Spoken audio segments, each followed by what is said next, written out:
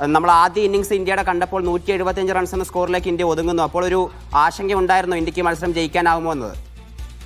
നമുക്ക് ബുംറ നമ്മുടെ നിരയിലുള്ളിടത്തോളം കാലം എനിക്ക് തോന്നുന്നില്ല അത്തരത്തിലുള്ള ഒരുപക്ഷെ 175 ഒരു ഫൈറ്റിംഗ് ടോട്ടൽ തന്നെയാണ്, അതിൽ യാതൊരു സംശയമില്ല. പ്രത്യേകിച്ച് ഇന്നത്തെ പാകിസ്ഥാന്റെ പ്രകടനം കൂടി കാണുന്ന സമയത്ത് അതൊരു അത്യാവശ്യത്തിൽ കൂടുതലുള്ള ടോട്ടലാണെന്ന് തോന്നിപ്പോയി. പക്ഷെ നമ്മുടെ ബോളിംഗ് ലൈനപ്പിന്റെ സ്ഥിരതയും അതിന്റെ മൂർച്ചയും തീർച്ചയായിട്ടും ഏതൊരു മികച്ച ടീമിനും ബുദ്ധിമുട്ട് തന്നെയാണ്. പക്ഷെ പാകിസ്ഥാനെ സംബന്ധിച്ചിടത്തോളം അവർക്ക് ഏറെ മുന്നേറാനുണ്ടെന്ന് തോന്നിപ്പോകുന്നു. ഈ മത്സരത്തിൽ ഒരു പക്ഷേ പാകിസ്ഥാൻ തുടക്കത്തിൽ തന്നെ സ്പിൻ ബൗളർമാരെ കൊണ്ടുവരുന്നു. അപ്പോൾ സ്പിൻ ബൗളർമാരായിരിക്കും ഒരു പക്ഷേ തിരിച്ച് ഇന്ത്യക്ക് വേണ്ടി തിരിച്ചടിക്കാനുണ്ടാവുക എന്ന് നമ്മൾ പ്രതീക്ഷിച്ച സ്ഥലത്താണ് ഹാർദിക് പാണ്ഡ്യയും ജസ്പ്രീത് ബുംറയും അവരെ എറിഞ്ഞിടുന്നത്, വിറപ്പിക്കുന്നത്. വീണ്ടും സമീപകാലത്തൊന്നും ഇന്ത്യയുടെ ബൗളർമാർ ഈ ലോകകപ്പിൽ ഇന്ത്യൻ ബൗളർമാരുടെ ഏറ്റവും മികച്ച പ്രകടനമായി നമുക്ക് ഇന്നത്തെ മത്സരത്തെ കാണേണ്ടി വരും. അപ്പോൾ ഇന്ത്യൻ ബൗളർമാരുടെ ഒരു പ്രകടനത്തെ നമ്മൾ ഇന്ന് എങ്ങനെ വാഴ്ത്തേണ്ടി വരും? പ്രത്യേകിച്ച് പുതിയ പന്തിൽ നമുക്ക് എയർലി ബ്രേക്ക് ത്രൂസ് ഉണ്ടാക്കിയാൽ സാധിക്കുക. അത് ആ പവർ പ്ലേ ഉപയോഗിക്കാമെന്നുള്ള പ്രതീക്ഷയിലെത്തിയ പാകിസ്ഥാനെ ഞെട്ടിച്ചുകൊണ്ടാണ് തുടക്കം മുതൽ തന്നെ ഇന്ത്യൻ ബോളേഴ്സ് പന്തെറിഞ്ഞത്. പ്രത്യേകിച്ച് അവർ ഹിറ്റ് ചെയ്ത ലെങ്ത്, ബുംറയെ പറ്റി നമ്മൾ പ്രത്യേകിച്ച് എത്ര എടുത്തു പറഞ്ഞാലും മതിയാവില്ല. അദ്ദേഹം ആ തുടക്കത്തിൽ ഇടങ്കൈൻ ബാറ്റേഴ്സിനെതിരെ അദ്ദേഹം ക്രിയേറ്റ് ചെയ്ത ആംഗിളും ആ ഒരു ബോളിന്റെ മൂവ്മെന്റും ഒക്കെ ഏതൊരു ടോപ്പ് ക്ലാസ് പ്ലെയർക്കും ബുദ്ധിമുട്ടുണ്ടാക്കുന്നതാണ്. പക്ഷെ അത് മാത്രമല്ല, ഹാർദിക് പാണ്ഡ്യയെ പോലൊരു താരം തനിക്ക് എന്താണ് കൃത്യമായി ചെയ്യേണ്ടതെന്ന് മനസ്സിലാക്കിക്കൊണ്ട് ഹാർഡ് ലെങ്ത് ഹിറ്റ് ചെയ്യാനായിട്ട് അദ്ദേഹത്തിന് സാധിച്ചു എന്നുള്ളത് ഒരുപക്ഷെ ആ ഒരു ഫേസ് കളിച്ച് മുന്നോട്ട് കൊണ്ടുപോകാൻ ഉള്ള ഒരു ടെമ്പർമെന്റോ അല്ലെങ്കിൽ ഒരു സ്കില്ലോ പാകിസ്ഥാൻ ബാറ്റേഴ്സ് കാണിച്ചില്ല. സോണി ചെറുവത്തൂര്, നമുക്കറിയാം ഇന്ത്യ സൂപ്പർ 8ലേക്കാണ് ഈ ജയം എന്നതിനേക്കാൾ ഉപരിയായി സൂപ്പർ 8ലേക്ക് ഇന്ത്യ പ്രവേശിച്ചിരിക്കുന്നത്. അപ്പോൾ 3 മത്സരങ്ങളിലും മികച്ച ജയം അമേരിക്കക്കെതിരെ മാത്രമാണ് തുടക്കത്തിലുണ്ടായ ഒരു പ്രശ്നമാണ്. പക്ഷെ എന്നാൽ പോലും ഇതുവരെയുള്ള ഇന്ത്യയുടെ വരവിനെ നമ്മൾ എങ്ങനെ കാണണം? നമ്മൾ അന്താരാഷ്ട്ര T20 റാങ്കിങ്ങിൽ നമ്മൾ 1ാം സ്ഥാനത്താണ്.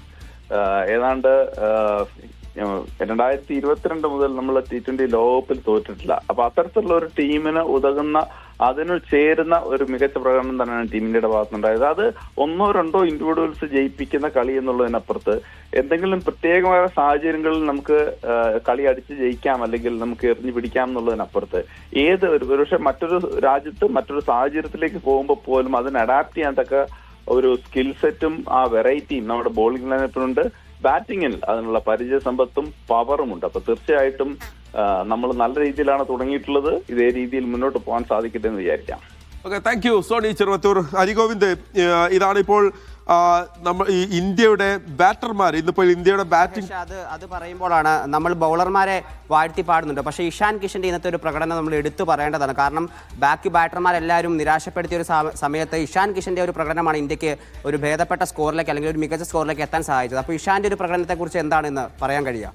ഹരി, ഇതിൽ ഏറ്റവും പ്രധാനപ്പെട്ട കാര്യം നമുക്കറിയാം, അഭിഷേക് ശർമ്മ ഇന്ന് അദ്ദേഹം ആദ്യ ഓവറിൽ കേവലം 4 പന്ത് മാത്രം നേരിട്ട് അഭിഷേക് ശർമ്മ പോകുന്നു. നമ്മൾ വലിയ പ്രതീക്ഷയിലാണ്. പാകിസ്ഥാൻ ബൗളർമാരെ ശരിക്കും വിറപ്പിക്കും, വെള്ളം കുടിപ്പിക്കുമെന്ന് നമ്മൾ പ്രതീക്ഷിച്ചത് അഭിഷേക് ശർമ്മയാണ്. കാരണം ഇന്നലെ അദ്ദേഹം അനാരോഗ്യം മൂലം കഴിഞ്ഞ മത്സരത്തിൽ മാറി നിൽക്കുകയും ഇന്നലെ ഒരുപാട് സമയം അത് നെറ്റ്സിൽ ഇന്നലെ പരിശീലനമൊക്കെ നടത്തിയ ശേഷമാണ് വന്നത്. അപ്പോൾ നല്ല ഫോമിലാണ് എന്ന് അദ്ദേഹത്തിൻ്റെ ഷോട്ടുകൾ തന്നെ കണ്ട് ഇന്നലെ കമൻറ്റേറ്റർമാരൊക്കെ പറയുന്നുണ്ടായിരുന്നു. പക്ഷേ ഇന്ന് അഭിഷേകിൻ്റെ വിക്കറ്റ് തുടക്കത്തിൽ തന്നെ നഷ്ടപ്പെട്ടപ്പോൾ നമ്മളൊന്ന് ഭയന്നതാണ്, ഒന്ന് പേടിച്ചതാണ്. പക്ഷേ ആ പേടി നമ്മളെ സംബന്ധിച്ച് മാറിയത് ഇഷാൻ കിഷന്റെ പ്രകടനമാണ്. ഇഷാൻ കിഷന്റെ ഇന്നത്തെ ബാറ്റിംഗ് എടുത്ത് നോക്കുമ്പോൾ തുടക്കത്തിൽ ഇഷാൻ കിഷന് സ്പിൻ ബൗളർമാർക്കെതിരെ വലിയ ഷോട്ടുകൾ എതിർക്കാൻ കഴിഞ്ഞിരുന്നത്. പ്രത്യേകിച്ച് അദ്ദേഹത്തിൻ്റെ ബാറ്റിംഗ് ശ്രദ്ധിച്ചു കഴിഞ്ഞാൽ നമുക്ക് മനസ്സിലാകും. വിക്കറ്റിന് ഓഫ് സൈഡിലേക്ക് വരുന്ന, വെളിയിലേക്ക് വരുന്ന പന്തുകൾ അദ്ദേഹം കളിക്കാൻ വലിയ പ്രയാസം അനുഭവപ്പെടുന്നുണ്ടായിരുന്നു. പ്രത്യേകിച്ച് അവരുടെ ബൗളർമാരുടെ, സൽമാൻ ആകെ ഉൾപ്പെടെയുള്ള അവരുടെ ബൗളർമാരുടെ പന്ത് നന്നായിട്ട് ടേൺ ചെയ്യുന്നുണ്ടായിരുന്നു, പുറത്തേക്ക് തിരിയുന്നുണ്ടായിരുന്നു, അകത്തേക്ക് മാറുന്നുണ്ടായിരുന്നു, തെന്നിപ്പോകുന്നുണ്ടായിരുന്നു, വലിയ ഫ്ലൈറ്റ് ലഭിക്കുന്നുണ്ടായിരുന്നു. ഒപ്പം തന്നെ പിച്ച് ചെയ്തതിന് ശേഷം അസാമാന്യമായ ഉയരം കിട്ടുന്നുണ്ടായിരുന്നു. ഇതെല്ലാം ഒരു ബാറ്ററെ സംബന്ധിച്ച് വെല്ലുവിളിയാണ്. പക്ഷേ തുടക്കത്തിൽ ഒന്ന് പമ്മി നിന്ന ഇഷാൻ കിഷൻ പക്ഷെ പിന്നീട് ഒരവസരവും പാകിസ്ഥാന്റെ ബൗളർമാർക്ക് നൽകിയില്ല. നല്ല കിണ്ണം കാച്ചിയ 3 സിക്സർ എന്നൊക്കെ നമ്മൾ പറയില്ലേ, നല്ല ഉഗ്രൻ 3 സിക്സറുകളിൽ നിന്ന് നമുക്ക് പറയാം. അതിഗംഭീരമായ 3 സിക്സറുകൾ, അതിനേക്കാൾ ഉപരിയായ മനോഹരമായ 10 ഫോറുകൾ നേടിയ ഇഷാൻ കിഷൻ 40 പന്തിൽ 77 റൺസ് എടുത്ത് മനോഹരമായ ഒരു ഇന്നിങ്സ് അദ്ദേഹം കാഴ്ചവെക്കുകയാണ്. ടീം ഇന്ത്യയിലേക്ക് തിരിച്ചു വന്ന ഇഷാൻ കിഷനെ സംബന്ധിച്ചിടത്തോളം വീണ്ടും ഞാൻ ഫോമിലാണ്, ഞാൻ ടീമിന് അനിവാര്യനായ ഒരു താരമാണ് എന്ന് അദ്ദേഹം നമ്മളിങ്ങനെ ഓരോ സമയത്തും പറയുകയാണ്. ഒപ്പം തന്നെ തിലക് വർമ്മ ഇന്ന് 25 റൺസ് എടുത്തു. വലിയ ഒരു പെർഫോമൻസ് നമുക്ക് അതിന് കാണാൻ. ശരി, T20 ലോകകപ്പിൽ പാകിസ്ഥാനെ തകർത്ത ഇന്ത്യ സൂപ്പർ എട്ടിൽ ഇടം നേടിയിരിക്കുകയാണ്. 61 റൺസിനാണ് ഇന്ത്യയുടെ ജയം. മഹേഷ് പോലൂരാണ് സ്പോർട്സ് ഡെസ്കിൽ നിന്ന് വിവരങ്ങൾ നൽകിയത്.